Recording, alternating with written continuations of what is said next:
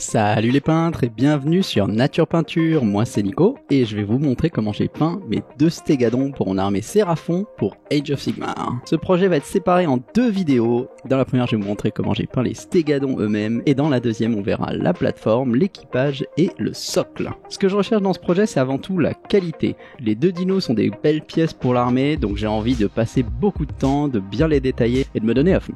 Du coup je vais vraiment prendre mon temps, essayer de me pousser à fond et pas trop de prendre de raccourcis. Mais trêve de blabla, prenez vos pinceaux, on est parti.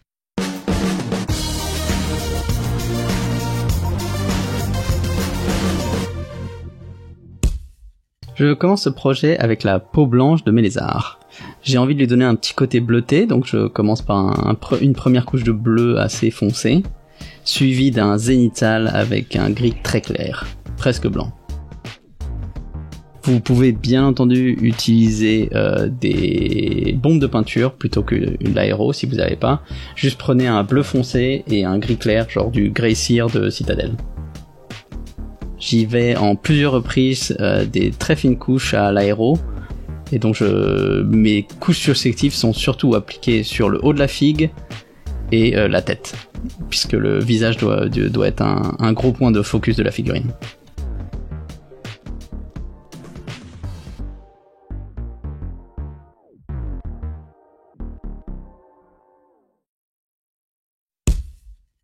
Après ça, on passe à la peau colorée, toujours en utilisant l'aéro. Encore une fois, vous n'êtes pas obligé, vous pouvez utiliser le pinceau pour ça, hein. Prenez un gros pinceau pour que ça aille plus vite. Là, j'utilise l'aéro surtout pour aller vraiment vite. Et parce que j'ai envie d'utiliser de la contraste aussi, pour potentiellement profiter de mon zénithal que j'ai fait à l'aéro juste avant. Et donc, ça sera plus simple si j'arrive à faire des couches assez smooth.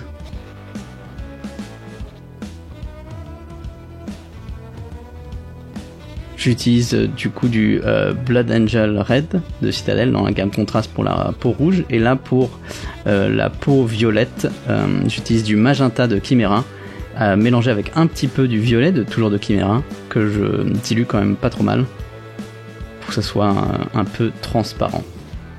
Après je tamponne un petit peu, là je pointille un petit peu sur les jointures entre les deux zones, la peau blanche et la peau colorée, pour donner un effet un peu plus naturel.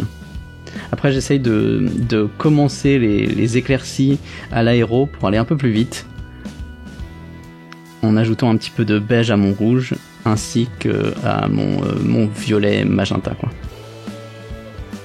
Je fais ça sur la tête et le haut du corps, hein, toujours en visant les parties hautes de la bête, comme si mon aéro était un petit peu le soleil quoi. Après ça, je sors le pinceau et je reprends mon rouge d'avant et que j'éclaircis à nouveau avec du beige. Et j'applique sur à peu près toutes les parties à éclaircir, hein, évidemment, je fais tout le tour de la figurine. Alors pour éclaircir du rouge, en général le mieux c'est d'ajouter des couleurs beige à ce rouge. Si on utilise du jaune ou du orange, on va faire tirer notre rouge vers le orange, et si on ajoute du blanc, on fait tirer vers le rose quoi. Et donc en ajoutant du beige, qui est en fait juste un mix de orange et de blanc, et on reste un petit peu entre les deux, et du coup on garde cet aperçu rouge quoi. Pour savoir où placer les éclaircies, j'essaye d'éclaircir de façon volumétrique, et en respectant là où les zones où la lumière taperait la figurine, de façon un peu réaliste quoi. Quand je dis la lumière, c'est ici la lumière du soleil quoi, qui est au zénith, c'est pour ça qu'on appelle un éclaircie zénithal en général quand on fait ça à l'aéro et tout ça. L'idée pour faciliter la chose, c'est je regarde la figue comme si mes yeux étaient le soleil, et du coup je vois les zones qui prennent le plus la lumière, et du coup c'est celle-là que je touche avec mon pinceau quoi. Je fais un layering assez classique, hein, donc j'éclaircis de plus en plus et je diminue à chaque fois les zones qui seront touchées par les éclaircies qui seront de plus en plus claires quoi. Comme vous le voyez là sur la tête, il y a des zones dans l'ensemble bien éclaircies, et surtout par contre le point est le plus éclairci, et soit en haut, soit au centre, pour vraiment diminuer et donner un côté un peu plus brillant quoi. Pour les écailles, j'ai commencé par un premier aplat au pinceau, de violet ici pour le stégadon qui est rouge et de violet très saturé pour l'autre stégadon. Ensuite j'ai essayé d'augmenter un peu le contraste entre les écailles avec une petite couche de shade violet très foncé. Et après j'ai essayé de faire un éclairci en zénithal à l'aéro pour gagner un peu de temps, mais ça a un petit peu tué le contraste que j'avais créé avec le lavis entre les écailles, donc il faudra que je recommence. Donc c'était peut-être un peu une perte de temps. Surtout qu'après il faut de toute façon que je reprenne chaque écaille pour les éclaircir, toujours en zénithal en gardant cet aspect volume. J'ai également éclairci les écailles sur le dos parce que je suis un peu masochiste vu qu'elles seront complètement cachées par les plateformes et qu'elles auraient dû rester donc à l'ombre.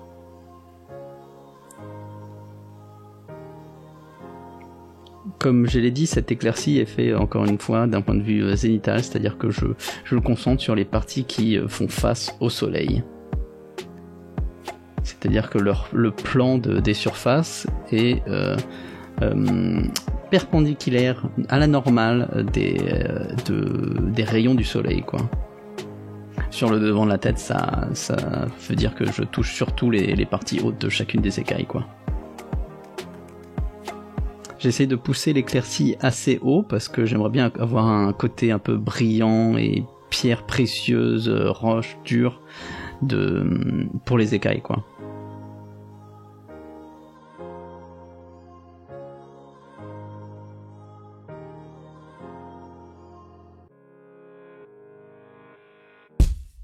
Ensuite, on attaque les parties noires de la figurine, c'est-à-dire les griffes et les cornes. Alors c'est une des parties les plus longues avec les écailles parce qu'il y en a beaucoup et j'ai tout fait au pinceau. Donc j'ai appliqué une première couche de gris clair, de gris foncé pardon, du Mechanicus Standard Grey, avant d'appliquer une grosse couche de contraste Black Templar pour bien rendre bien sombre, assombrir toutes ces cornes. Ensuite j'éclaircis en revenant avec le Mechanicus Standard Grey que j'ai utilisé avant. Le même gris, quoi, vous utilisez le gris que vous voulez, hein. J'aime bien celui-là. Et pareil, je garde cet aspect volumétrique dans mes éclaircies. C'est-à-dire j'éclaircis toutes les zones qui font face au soleil. Alors sur le devant de la tête, c'est relativement facile, parce que les cornes sont assez orientées et elles ont assez souvent une face bien définie qui est face au soleil, sauf peut-être pour les deux cornes de devant que vous voyez, où la base de la corne qui est beaucoup plus large, elle prend bien la lumière, alors que plus on s'éloigne, plus la corne devient fine et classe, mon éclairci se transforme plus en un éclairci des arêtes.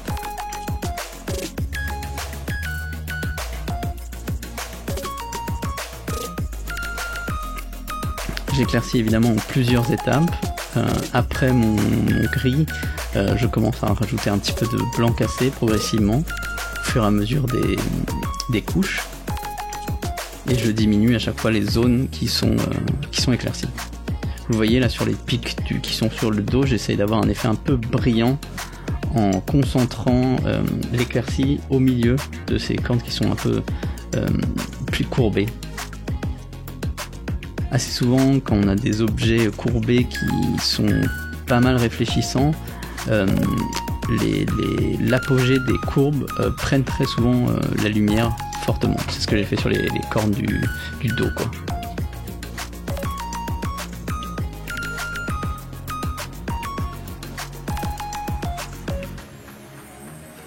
Pour ces cornes, il faut un peu oublier d'éclaircir. Il faut pas se dire je vais éclaircir surtout le bout des cornes ou quoi. Non, il faut plus. Là, je réfléchis plus en termes de position de la lumière, l'angle de frappe de la lumière, comme je l'avais exprimé avant.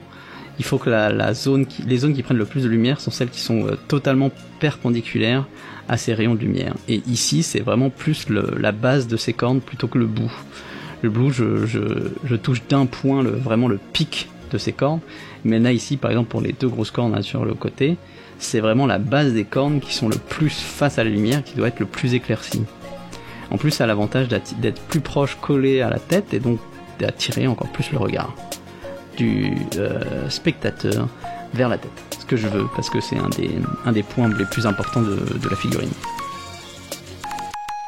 Comme je veux un aspect assez brillant à ces cornes, je pousse mon éclaircie assez loin tout en continuant d'ajouter du blanc cassé à mon gris initial.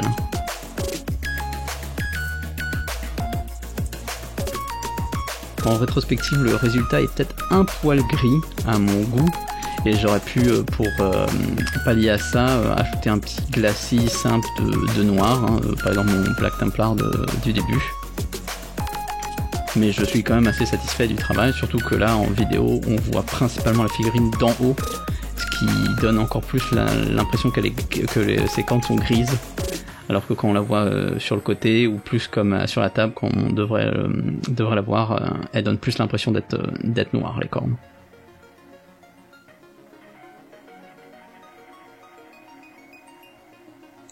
Là j'arrive aux tout dernières éclaircies, vous voyez qu'il y a vraiment très peu de zones qui sont touchées, et on est quasiment sur du blanc cassé pur là, pour vraiment donner un côté très brillant aux cornes.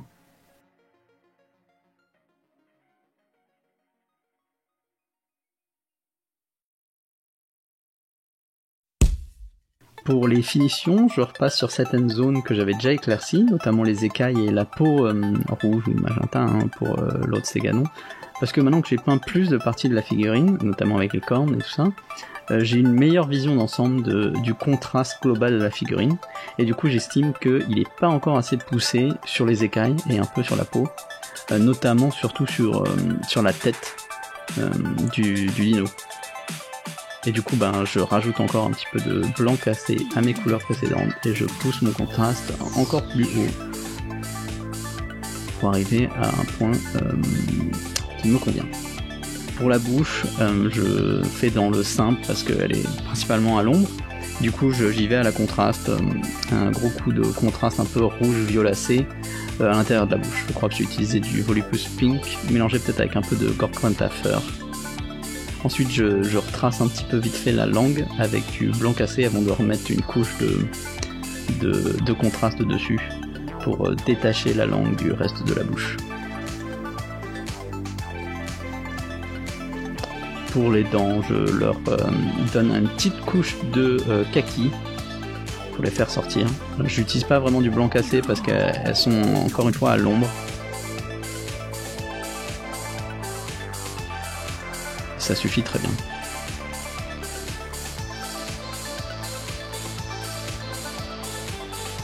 J'essaye de donner un peu plus de vie à la peau blanche du dinosaure, et donc à coup d'aéro je mets un petit peu de bleu dans certaines zones comme le genou ou les pieds. J'essaie un peu d'imiter ce qu'on fait pour quand on peint des humains en rajoutant un petit peu des glacis de rouge dans des zones où la peau est plus fine, où on voit le sang en dessous, donc ça peut être les mains, les doigts, les genoux, les coudes, ce genre de choses, ou les joues. Et du coup là j'essaye de faire quelque chose de très similaire, tout en boostant le contraste et l'ombre. Donc vous voyez là j'applique un petit glacis de bleu sur les genoux et les pieds. Vous pouvez faire ça à la peinture au pinceau évidemment.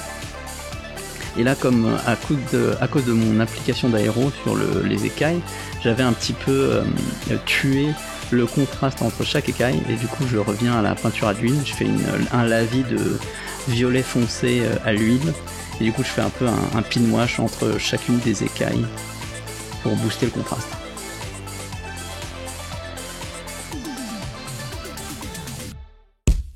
Pour le bronze de la figurine, j'utilise une recette un peu plus simple cette fois-ci. Donc je fais un premier aplat de mon bronze au pinceau. Ici j'utilise les pigments métalliques de Greensoft World qui fonctionnent très très bien, ils ont un rendu très réaliste.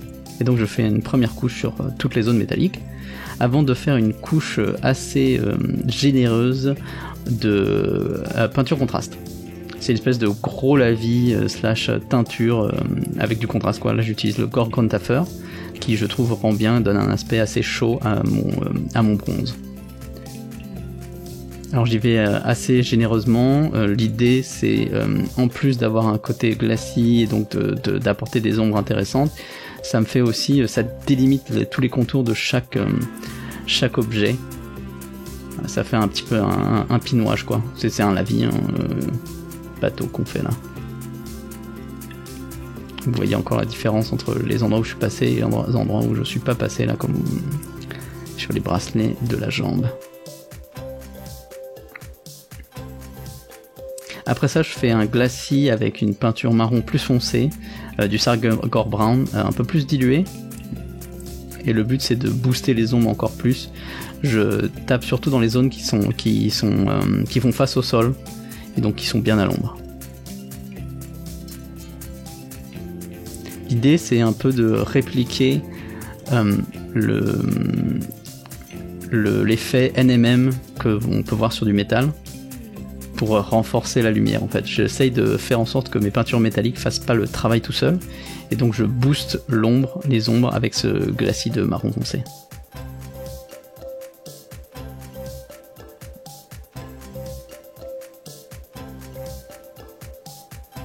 Ça prend un certain temps, hein, je le ferai pas forcément sur de la papier taille, mais je peux me le permettre sur un gros monstre comme ça, sur une pièce un peu plus centrale de l'armée.